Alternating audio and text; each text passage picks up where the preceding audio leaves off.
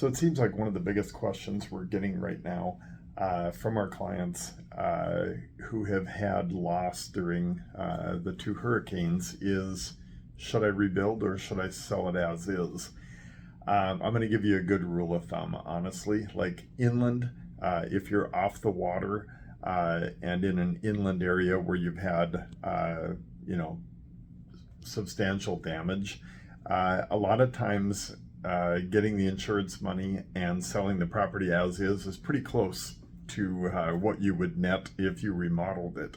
Now, not always, but just a good rule of thumb. But if you're out on the beaches on a super expensive lot and on the water, or even sometimes off the water, and you're looking at either rebuilding or selling as is, you've got a long time frame to rebuild or remodel. However, you're almost always better off putting your home back together, getting it sale ready, looking like $1,000,000, and I think that's where the profit is. So, telling you this by experience, there's a lot of homes selling as is right now. Investors are picking them up, but those investors are buying them.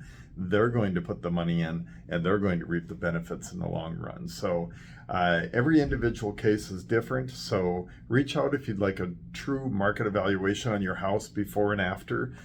It would be an ARV value after repaired value or before repaired value. So reach out. We can help you with both ways and point you in the right direction. Thanks for listening. Give us a like.